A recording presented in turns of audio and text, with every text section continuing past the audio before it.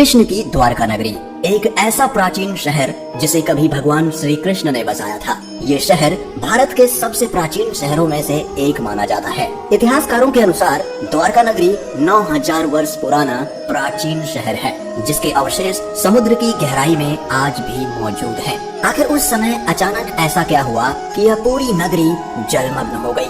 दोस्तों, वैज्ञानिकों की खोज और समुद्र की गहराइयों में मिले इसके अवशेषों से द्वारका नगरी के बसने से लेकर इसके डूबने तक के जो भी रहस्य और कारण हैं, उसकी पूरी जानकारी मैं आपको दूंगा। तो इस पौराणिक कहानी की सच्चाई को जानने के लिए बने रहिए हमारे साथ, क्योंकि मैं आपको कुछ ऐसे सबूत दूंगा जिससे यह साबित हो जाएगा कि ये प्राचीन गाथा केवल कल्पना नहीं बल्कि हकीकत है। भारत विश्व की प्राचीन सभ्यताओं की भूमि है। इसी भूमि पर कभी बसता था एक ऐतिहासिक शहर द्वारका। गोमती नदी और अरब सागर के संगम पर बसी द्वारका नगरी की स्थापना भगवान श्री कृष्ण ने मथुरा से निकलने के बाद की थी, जो एक विशाल और सुसंगत नगर था। यह भारत का सबसे विकसित राज्य हुआ करता था, जो हूबहू आज के आधुनिक शहर जैसा ही था। कहते हैं श्री कृष्ण ने अपने मामा और मथुरा के क्रूर राजा कंस का वध किया, तो कंस के ससुर जरासंध बार बार मथुरा पर आक्रमण करते रहे, जिसके कारण कृष्ण अपनी प्रजा की सुरक्षा के लिए अपनी सारी प्रजा को लेकर समुद्र के किनारे आ गए और द्वारका बसाई। कहते हैं द्वारका बसाने के लिए कृष्ण ने समुद्र देव से जमीन ली थी और देवताओं के निर्माणकर्ता विश्वकर्मा से रातों रात द्वारका का निर्माण करवाया।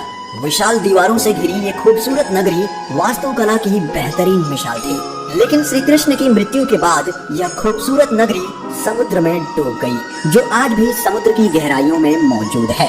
रिसर्च के मुताबिक खुदाई में मिली द्वारका की कहानी 9000 साल पुरानी है। पौराणिक कथाओं के अनुसार द्वारका के समुद्र में विलीन होने के पीछे मुख्य रूप से दो घटनाएं जिम्मेदार थीं। एक, महाभारत युद्ध के उपरांत माता गांधारी द्वारा अपने पुत्रों की मृत्यु के वियोग में श्री कृष्ण को दिया गया श्राप, और दूसरा, ऋषियों द्वारा कृष्ण पुत्र सांब को दिया गया श्राप। जब कृष्ण पुत्र सांब ने ऋषियों का उपहास किया, उसके पश्चात क्रोध में आकर ऋषियों ने सांब को श्राप दे दिया।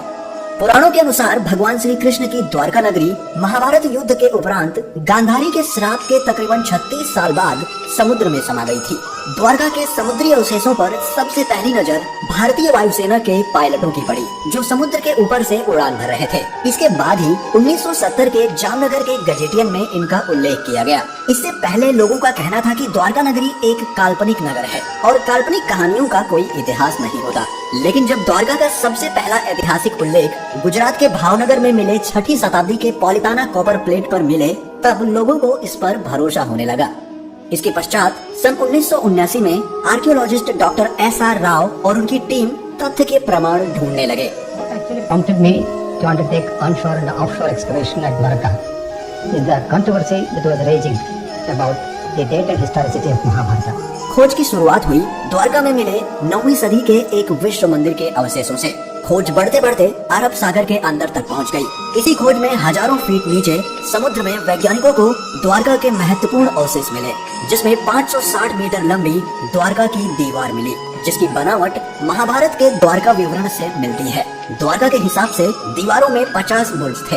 आर्कियोलॉजिस्ट को करीब 30 बुर्ज मिल चुके थे और साथ में उन्हें वहां पर उस समय के बर्तन भी मिले, जो लगभग 1528 से लेकर 3000 ईसा पूर्व के हैं, जो इस बात को प्रमाणित करते हैं कि द्वारका आज भी समुद्र में मौजूद है। कई द्वारों का शहर होने के कारण इस नगरी का नाम द्वारका पड़ा। इस शहर के चारों ओर बहुत ही लंबी लंबी दीवारें थी, जिसमें कई दरवाजे थे। वो दीवारें आज भी समुद्र के तल में स्थित है। द्वारका को भारत के सबसे प्राचीन नगरों में से एक माना जाता है। द्वारका को द्वारावती, कुशस्थली, अनर्तक, ओखामंडल, गोमती द्वारका, चक्रतीर्थ, वारीदुर्ग और अंतरद्वीप के नाम से भी जाना जाता है। गुजरात राज्य के पश्चिमी सिरे पर समुद्र के किनारे पर स्थित यह द्वारका 4 धामों में से एक धाम और 7 पवित्र पुरियों में से एक पुरी माना जाता है। द्वारका 2 हैं, जिसमें से एक गोमती नदी के किनारे बसा है, जिसे द्वारका धाम माना गया है, और दूसरा बेट द्वारका पुरी है, जहां समुद्र के मार्ग से होकर जाना पड़ता है। भारतीय समुद्र वैज्ञानिकों का कहना है कि देश के पश्चिमी तट पर मिले पुरातात्विक अवशेष 9000 साल से भी अधिक पुराने हो सकते हैं। 2005 में भारतीय पुरातत्व सर्वेक्षण द्वारा द्वारका नगरी की खोज फिर से आरंभ की गई। भगवान श्री कृष्ण की द्वारका नगरी से जुड़े दावों और अनुमानों के वैज्ञानिक कसौटी पर कसे जाने का समय अब एकदम नजदीक आ गया, क्योंकि सन 2007 में भारतीय पुरातत्व सर्वेक्षण के निर्देशन में भारतीय नौसेना के गोताखोर समुद्र में समाई द्वारका नगरी के अवशेषों के नमूनों को सफलतापूर्वक निकाल लाए थे। गुजरात के कच्छ की खाड़ी के पास स्थित द्वारका नगर के समुद्र तटीय क्षेत्र में नौसेना के गोताखोरों की मदद से पुरातत्व विशेषज्ञों ने व्यापक सर्वेक्षण के बाद समुद्र के भीतर उत्खनन कार्य किया और वहां पड़े चूना पत्थरों के खंडों को भी ढूंढ निकाला। नौसेना के साथ मिलकर चलाए गए इस तीसरे अभियान के शुरुआती नतीजों की जानकारी देते हुए भारतीय पुरातत्व सर्वेक्षण के समुद्री पुरातत्व विशेषज्ञों ने बताया कि इन दुर्लभ नमूनों को देश में ही नहीं बल्कि विदेशों की प्रयोगशालाओं को भी भेजा गया था और वहां से मिली जानकारी और कार्बन डेटिंग शोध के मुताबिक यह नमूने 9500 साल पुराने हैं। विदेशी वैज्ञानिक भी इसके बारे में जानकर काफी चौंके हुए थे। इन सैंपल्स को विदेशी प्रयोगशालाओं में भेजने का असली मकसद यही था कि इन पर किसी भी तरह का कोई शक न रहे, सारी भ्रांतियां दूर हो जाएं। नौसेना के गोताखोरों ने 40,000 वर्ग मीटर के दायरे में यह उत्खनन कार्य किया और वहां पड़े भवनों के खंडों के 200 नमूने एकत्र किए, जिन्हें चूना और पत्थर का बताया गया है। पुरातत्व विशेषज्ञों ने बताया कि ये खंड किसी नगर या मंदिर के अवशेष लगते हैं। विशेषज्ञों ने समुद्र के भीतर ही नहीं बल्कि जमीन पर भी खुदाई की और 10 मीटर गहराई तक किए इस उत्खनन में सिक्के और कई कलाकृतियां भी प्राप्त हुई। उन्होंने माना कि जमीन पर मिले अवशेषों की समुद्र के भीतर पाए गए खंडों में समानता मिलती है, पर इन खंडों की बनावट से ये भी पता चलता है कि इन खंडों का सिंधु घाटी की सभ्यता से कोई मेल नहीं मिलता।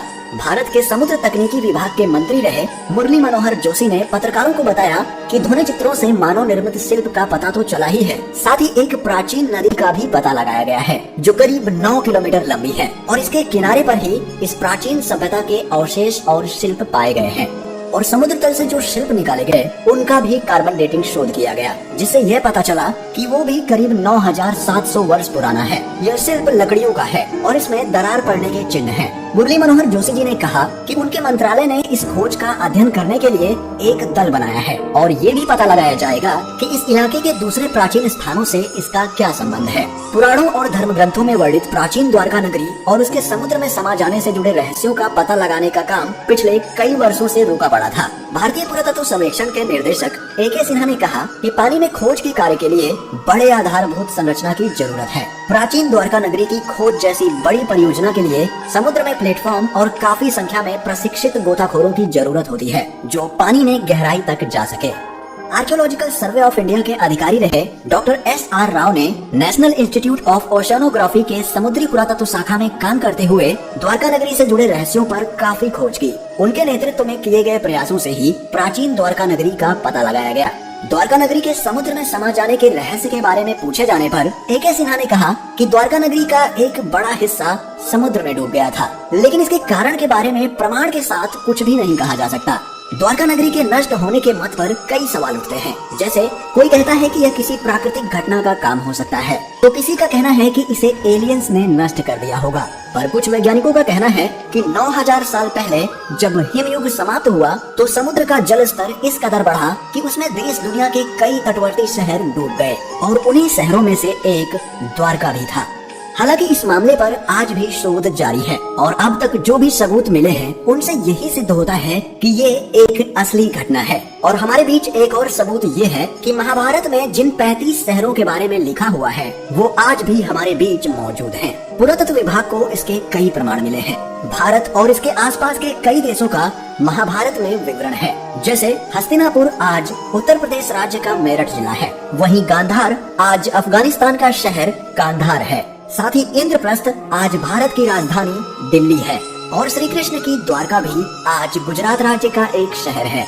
दोस्तों, ये सभी साक्ष्य और सबूत जब भविष्य में भारत के समृद्ध और प्राचीन इतिहास को बताने के रूप में पेश किए जाएंगे तो ये हमारी सभ्यता के लिए बड़े ही गर्व की बात होगी।